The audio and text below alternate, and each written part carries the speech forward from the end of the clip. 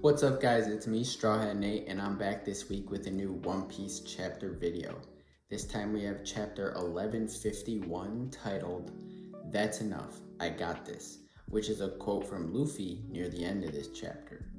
The chapter continues showing the onslaught up in the Sun Realm where Imu, in the body of the God's Knight Gunko, is leading her demon army and demon giant army to destroy all of Elbaf. Through the symbolism used in this chapter and the overlooked title of last chapter, we can draw even more conclusions now on what Imu's powers are. But the best part of the chapter is going back down into the Underworld to check in on the monster trio, the new giant warrior pirates, and Loki, who have all been sitting down there wasting time for the past few chapters, but now they finally get involved. They finally do something here in this chapter because of the impetus of Gaban falling from above after he was defeated by Gunko. So if you want to know what Gaban has to say to Luffy and the others in this chapter, stay till the end of this video to wait for me to talk about it. Now, let's get into the chapter after you like the video and subscribe to the channel. The cover this week continues with the Yamato cover series in the land of Wano once more. In this one, Yamato is in the land of Hakumai in a sumo wrestling contest with Urashima's brother, who also happens to be a sumo wrestler. It runs in the family, I guess. And Yamato easily wins this fight because of her beast strength, because she's a daughter of Kaido after all. Now, to begin the chapter for real, the supposedly valiant giant warriors are all cowering in fear at their former leaders, Dory and Bragi, who, if we remember from last chapter, were turned evil by Imu. The two of them yell that they will rule as kings the way the Elbaf giants used to rule, with dominance and strength, without any honor at all, which is a shame to their Elbaf culture. Some giants, like Oimo and Kashi, try their best to talk to the evil giants, Dory and Bragi, to get them back to a sensible mind. But when they get close to them, this only causes them to flip sides to the evil side as well.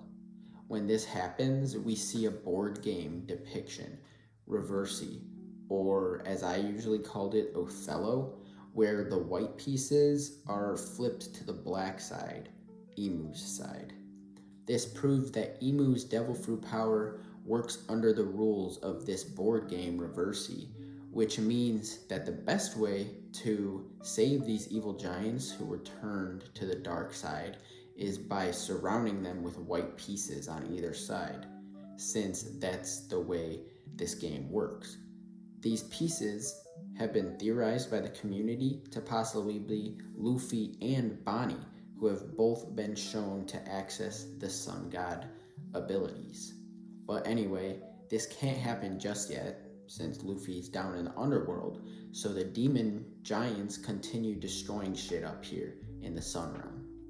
And the Elbaf children, who were all put back to sleep by Saint Summers, start to have even more nightmares of devils, and that's because the devils are on their mind after seeing Imu and her abilities, but that just makes the situation even worse.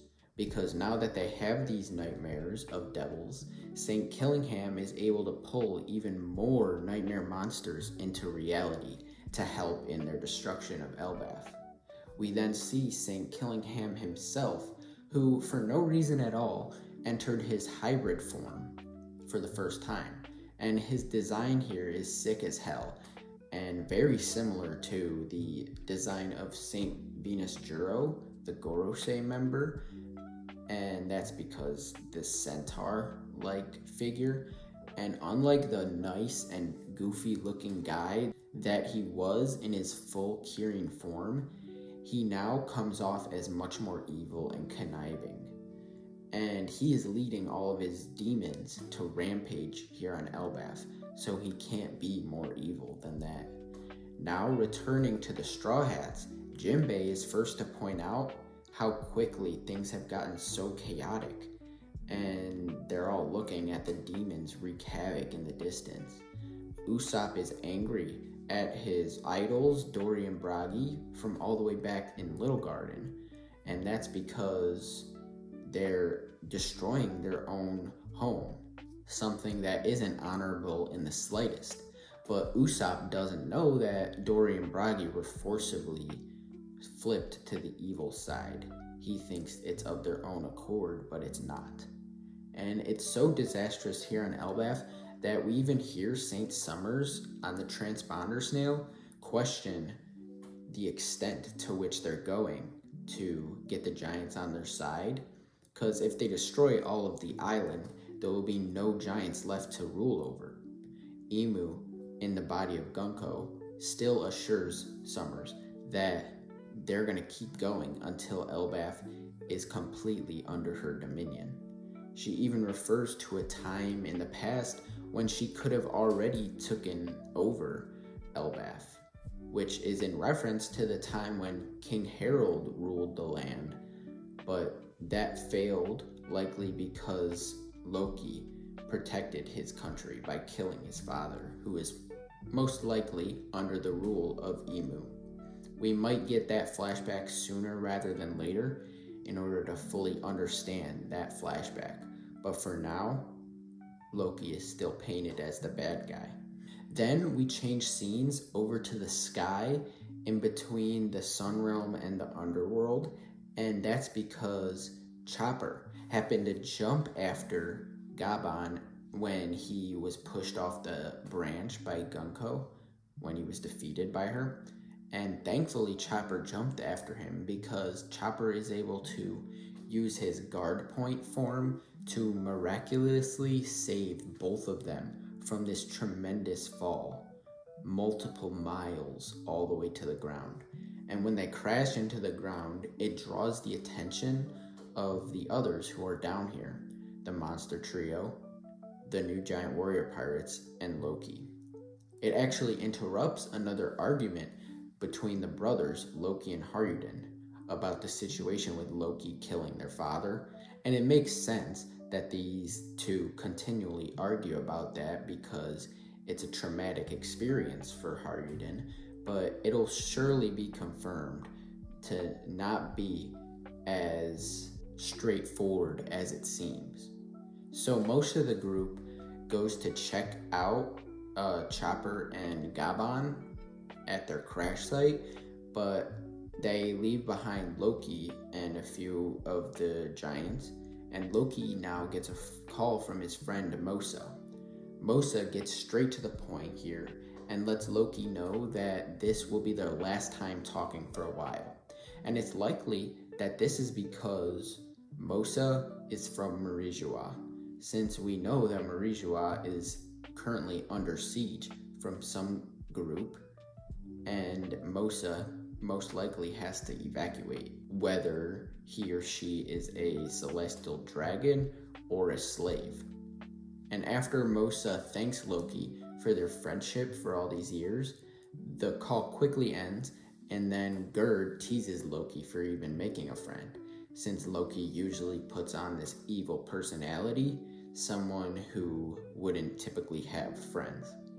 Then the rest of the guys come back with Gaban in their hands, and Luffy, who only knows him as Yasan for now, talks about his popularity here on Elbaf, since that's what he told him about when they met up in the castle before.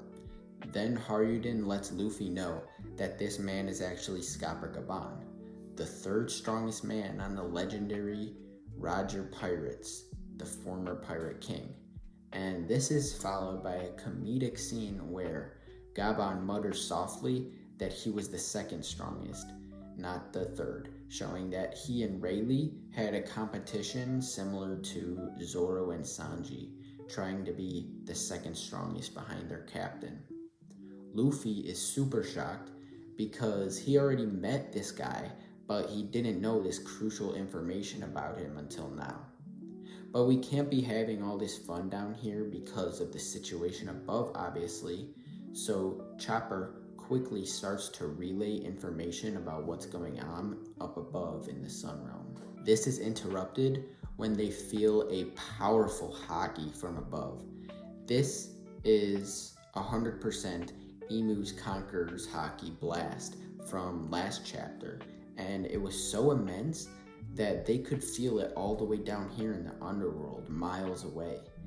In response, Haryuden tells everyone that it's time to suit up and go up to the Sun Realm to battle, and Luffy has a face of determination and seriousness, showing that he's also ready to do battle to save the people up in Elbaf, the innocent people. And Loki is the last one we see who lives for all this chaos. So he's laughing maniacally, and he says that you guys have to free me now, which is right. They need Loki's help in order to deal with this situation up above. And that's where this chapter ends. Of course, Oda wasn't gonna let us get the payoff of Luffy arriving in the Sun Realm just yet, which is what I predicted last chapter, but at least we know for sure that it's coming very soon now. And as I briefly mentioned earlier, Luffy needs to go up there and somehow return the demon giants, like Dory and Bragi, to the side of good. Likely through the rules of Reversi, by surrounding the black pieces with white pieces in order to flip their side. And the other white piece, as I also mentioned before, could be Bonnie, another person who can access the power of the sun god. But it could also be Loki, because he claimed himself to be a sun god. But that hasn't been confirmed just yet. This chapter really showed that there is nobody up in the Sun Realm capable of fighting anymore, and meanwhile the God's Knights and Emu and the demon armies are destroying everything with no setbacks. But we have to remember how strong Loki is, so he will really be a help in the pushback against Emu and the God's Knights, alongside Luffy and the rest of the allies down here in the Underworld. But we'll have to wait a bit to see these battles because there is a break next week, unfortunately. So if you made it to the end of this video, thanks for watching. Like and subscribe to show your support, and I'll see you in the next one. Bye.